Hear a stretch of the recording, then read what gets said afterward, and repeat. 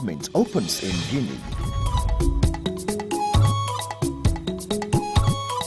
Chairman Abuja Municipal Area Council distributes fertilizer to farmers. And FCTA enforces ban on open grazing by herdsmen.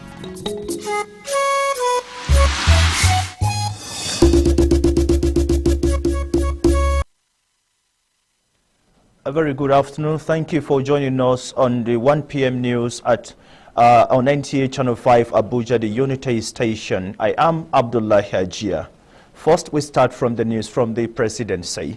The 63rd Ordinary Session of ECOWAS Heads of State and Government has ended in Guinea-Bissau, with leaders resolving to strengthen their bilateral ties and defend the regional integrity of the sub-region against any form of terrorism. At the end of the summit, Nigeria's President Bola Ahmed Tinubu was elected as the chairman of the sub-regional organization. President Bola Ahmed Tinubu is among West African leaders that attended the 63rd Ordinary Session of the Authority of the ECOWAS Heads of State and Government. He was warmly received by the President of Guinea-Bissau, Umaru Sissoco Embalo, as well as other leaders. Top on the agenda were matters of regional security, the return of democracy in republics of Mali, Burkina Faso and Guinea, which is imperative for political stability in the region. President Embalo encouraged member states to work out modalities on how to mobilize financial resources to stem the tide of insecurity and terrorism, as well as accelerate economic growth of this sub-region. Since we assumed the chairmanship of the Authority of Heads of State and Government of ECOWAS, and in the face of multiform and unpredictable challenges, we have devoted much time and all our energy on various fronts, regional and international, in order to defend the interests of our member states through various initiatives and diplomatic efforts carried out with the invaluable contribution of the mediators and special envoys to some along with institutions and strategic partners, in order to strengthen the architecture of peace and human security in our sub-region. Nigeria and Sierra Leone were congratulated for their successful conduct of recent elections. In February, a few developments have taken place in our community. We witnessed the general elections in Nigeria, which saw the emergence of His Excellency Bola Ahmed Tinubu as the President of the Republic of Nigeria. I would like, therefore, to welcome President Tinubu to his first meeting of the ECOWAS Authority.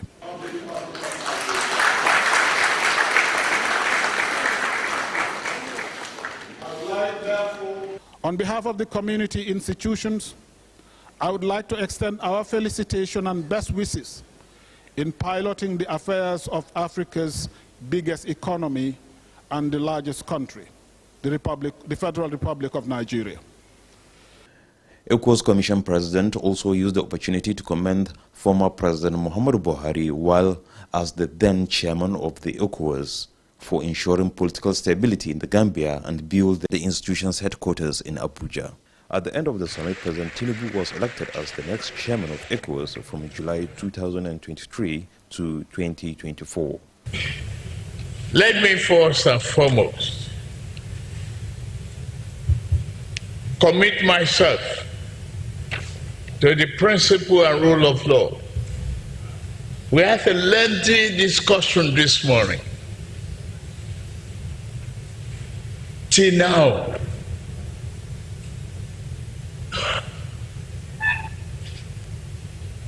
we must be firm on democracy. Democracy being the best form of government. We sat here, we made some sacrifices for it.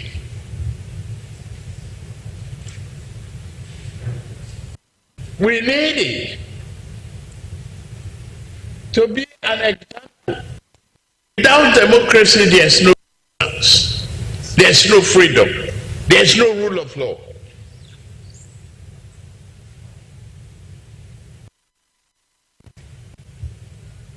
We will not allow coup after coup.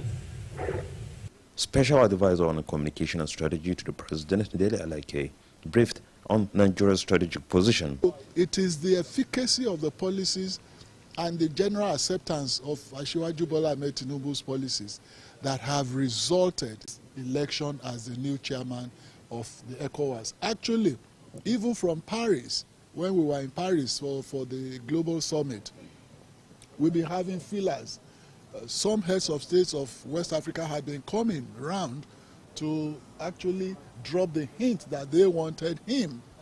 From Guinea-Bissau, I am Muhammad Natala, NTA News. Away from that, on bit in health, shortly after the discovery of the diphtherial disease in the FCT, followed by deaths of some affected residents, the FCT Primary Health Care Board, in collaboration with national and international medical partners, are tackling the outbreak to contain it from further spread through a sensitization program on the disease at Tunganwekili Community, Jiwa Ward, in Abuja Municipal Area Council. Cecilia Julius was there and brings us up to date. I am at Tunganwekili Community, a suburb in the Abuja Municipal Area Council, where the diphtheria disease was first discovered in the FCT, and it's to this end that the FCT Primary Healthcare Board and other international medical partners are on ground to sensitize and to vaccinate the community against the spread of the disease. The medical team, led by the Executive Secretary, FCT Primary Healthcare Board, Dr. Isa Yahaya Vatsa, embarked on thorough sensitization of the disease from the palace of the village head to worship centers to ensure the community being pre-exposed to the disease were sensitized. This immunization covers these eligible children, but unfortunate thing that actually led to this outbreak is that we have some resistant groups in this community who have over the years refused to take the vaccine, because if they had actually allowed their children to be immunized, probably would not have been talking about the outbreak. The outbreak in the FCT is actually directly linked to families that have refused to accept routine immunization, largely due to misinformation, disinformation, or a total lack of information. My advice for my people that all of us should cooperate about this, because this sickness, it make all of us our body weak. So let's take it to hospital and pay some kind of money. But as I say, on this money, I thank God the thing come to our side. Stakeholders, as a matter of urgency, called for cooperation among communities in vaccinating their wards against infections and diseases. Cecilia Julius, NTA News. The implementation of the ban on open grazing within the city center has remained a huge concern in the Federal Capital Territory. It is one major environmental law governing the FCT. Hawagimba reports that FCT Command and Control Unit has embarked on the arrest of defaulters who rear grazing cattle on the streets of the city center. The Capital Territory Administration placed a ban on open grazing despite the law. Some herdsmen have continued to graze their cattle in the capital city. These, the Secretary, FCTA Command and Control Unit, Peter Olumuji, says will not be allowed. The FCTA embarked on the arrest along different highways and streets of the city, saying the situation has caused discomfort to the health hazards to communities around the city center. But we want to let them know that this enforcement has been on even during the past administration, and I want the public enforcement activities is not tied to a certain government. It's a continuous activity, it's a continuous approach. That's what we have been doing here before now, and we'll still continue to ensure that the proper thing is done and we give the necessary security. Bello says the agency has continued to caution herdsmen and advise that they keep away from the city. Like was always told them, there are no grasses for them to eat on the road. These lawns are not meant for grazing. The lawns are meant as part of the road infrastructure. Basically, these lawns are being planted for erosion control. FCTA Command and Control Unit emphasized that the security of the territory is paramount. Hence, there is no going back on the ban on open grazing. Fertilizer and other farming implements to farmers in his area council. This was at the flag-off ceremony of the second phase of the 2023 farming season at the Garukiapo Town Hall in Abuja. Deborah Gazaji-Maika reports. Mekalangu flagging off this distribution warns farmers not to divert or sell the gift items, as he also provided 2 motorcycles for agriculture extension workers, emphasizing that such provision is to enhance farming yields and food production. The chairman reiterated that his administration is deliberate about policy direction aimed at improving and building the capacity of farmers. He said he knows that the fertilizer will be of immense support to the farmers this season. We are giving them more strength to go into farming. So it's part of my campaign promise that if I'm given this opportunity to serve them, I will surely remember them by giving them support in agriculture. We have the security agencies and the traditional rulers are monitoring all that is going to happen. That is why we provide these 2 motorcycles. We have communication with them that we will get it. Anybody that sells it, before you know it, security will pick you up.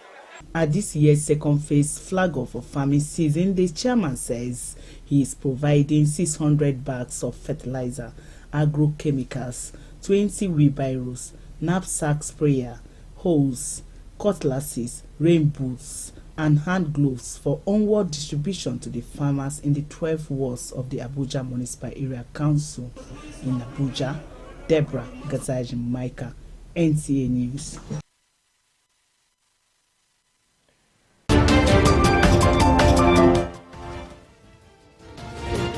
Muslim Women Association of Nigeria tasked traditional rulers on ensuring peace in their domains. This and more in just a moment. The immediate cause of the latest queues in Abuja remains unknown. Conceived with the intent to ease the flow of traffic in the nation's capital. Whichever way it turns out, either to consolidate on the existing mandate or institute a new dispensation. Located within the Abuja Municipal Area Council, AMA. More youth participate in governance, in addition to building young entrepreneurs. Residents of the Federal Capital Territory are calling on the federal government to, as a matter of urgency, look into the situation. You have to strive for the elimination of interreligious tension and promotion of social cohesion has been held in Kwali, Abuja. Hawagimba reports that the event had religious and traditional rulers in attendance. The Interfaith Workshop on Reduction of Interreligious Tension and Promotion of Social Cohesion centers on promoting peace and harmony in every community around FCT and the nation at large. Speakers helped on the importance and sustenance of peace and extension to other communities. These will bring unity and development. The doctrine, the Christianity doctrine and the Muslim doctrine, there is no portion in these 2 divine books that tells us go and kill one another. But the most important thing they are teaching is peace, love and peace, love and peace. Let us be agents of peace. Let us work for peace in our offices, in our homes, in our communities, in our schools, in our churches, in our schools, and in our mosques. Let's be agents of peace. Let's do things together. Religion does not create problem. Organizers from Where We Can and Form 1, traditional and religious leaders, to always emphasize the aims of Rotary, the 4-way test is clear and something any well-meaning member of any community must want to identify with. And so I'm proud to be here. And that is why I have decided to identify with this event by choosing a project. Having inducted new members of the club, Ijeoma promised to borrow a leaf from her predecessor, Rotarian Yusuf Ali, to embark on new projects of advancing the cause of the girl child as a president of a female-dominated club of Metama. 2015 is when Ijeoma joined the Rotary Club Abuja Metama and has done her club proud.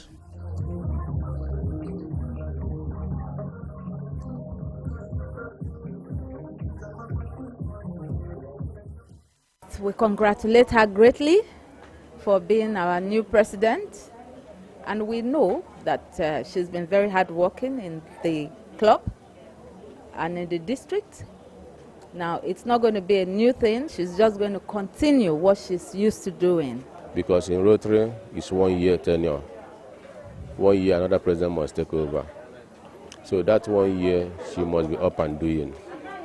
The only thing I pray God is for God to give her the strength, the wisdom, and nothing more. Investiture starts the 2023-2024 Rotary year. She appealed to members to stand up for growth and development of the society through their financial support so as to effect the needed changes in communities. The club is expecting more promotions, more projects, more enhancement on the less privileged.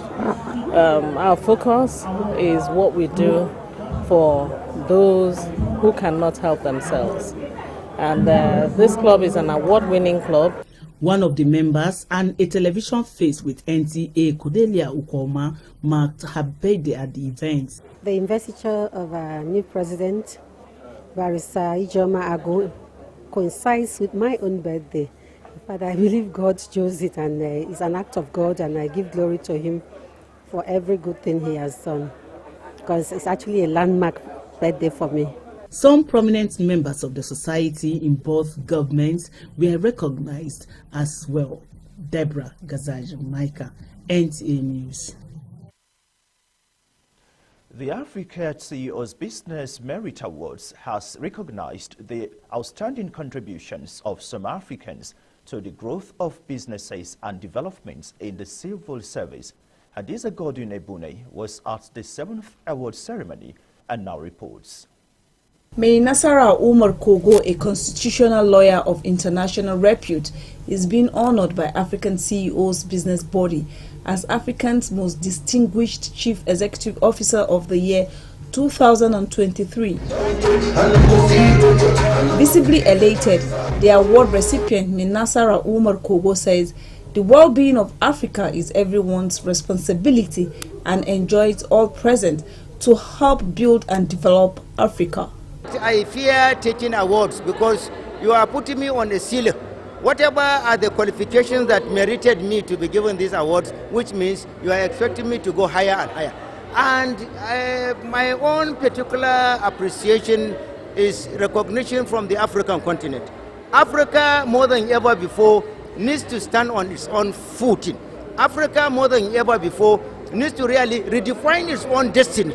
Africa, more than ever before, needs to evolve a systemic, cultural, and system of governance that is in line with the demands and aspirations of its people.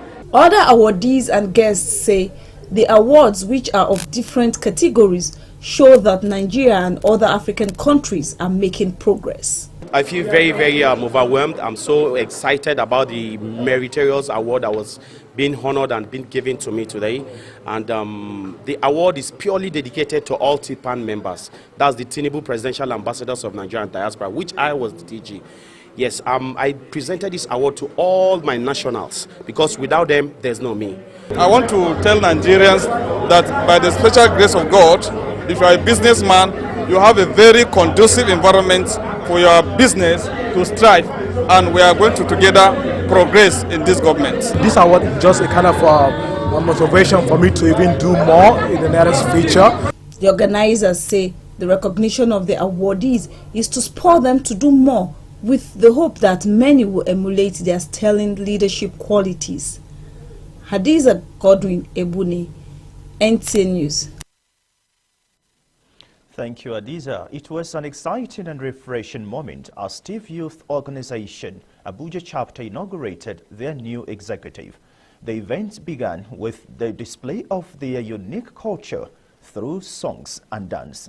Aisha Bashir was there to capture the moment. Thank you. TIV Youth Organization, which is an apex socio-cultural organization from Benue State, North Central Nigeria, was established in 1988 with the mandate to coordinate the activities towards the development of TIV Kingdom and promote the general well-being of the TIV youth across the FCT.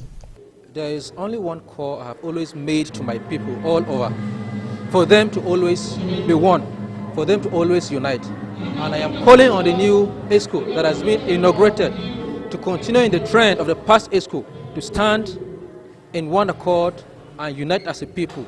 That's the only way we can make any meaningful progress. Before you choose people, you must have considered them capable of handling such positions. So you should not go behind to be an obstacle for them to succeed, but you should rather support them so that they will go ahead. We are going to stop at nothing in charting a new path for the TIV nation in the contemporary Nigerian project. And we are going to do this, renew hope, thinking, and vigor, using different strategies driven by massive media campaign. Inaugurating the new executives of the organization, the newly elected president, Chief Joseph Undu, is advised by speakers at the event to enumerate good character and contribute to the national development of the TIV nation. Aisha Bashir, NTA News.